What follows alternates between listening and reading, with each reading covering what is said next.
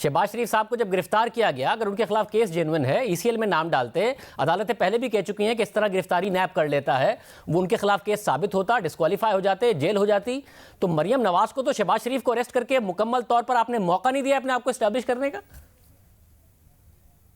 अगर आप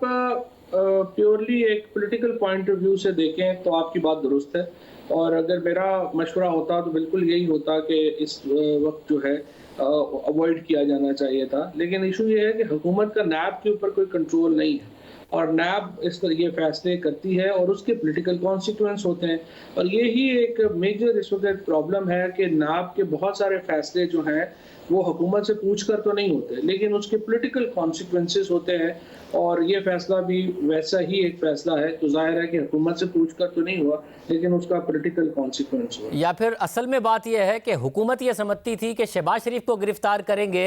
तो पीडीएम की तहरीक अपने आप मर जाएगी, और हुकूमत ये नहीं समझ रही थी कि मरियम नवाज इतना आगे निकल जाएंगी और पार्टी को मुतहर्रिक कर देंगी।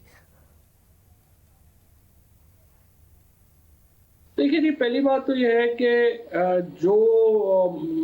फिलहाल तो खैर कोई ऐसा मरियम पीएमएलएन में ही आगे आई है, तहरीक का कोई हुकूमत के लिए तो कोई ऐसा प्रॉब्लम नहीं है। और इस वक्त आपने देखा कि जिस तरीके से लाहौर के अंदर या गुजरांवाला जैसी जगह जहां बहुत पीएमएलएन का इन्फ्लुएंस है, वहां पर भी कोई बड़ी मजमा जो है वो जमा नहीं हुआ, तो वो मरियम नवाज की तो नाकामी ही रही है उस हिसाब से। लेकिन जहां तक ये बात का ताल्लुक है कि पीएमएलएन के अंदर वो उनकी एक जगह जो है वो बनी है, वो एक पॉलिटिकल एनालिस्ट की हैसियत से अगर आप देखें तो वो यकीनन उनको कामयाबी हासिल हुई है। और अगर शहबाज शरीफ या हमजा या ये जो ग्रुप है जो पार्लियामेंट के अंदर है, अगर ये पीछे हुआ है तो ये एक I mean for political analyst जो की हैसियत से अगर आप कहेंगे तो यकीनन ये तो हुआ है। लेकिन हुकूमत के लिए तो कोई बड़ा खतरा मरियम नवाज भी नहीं बना।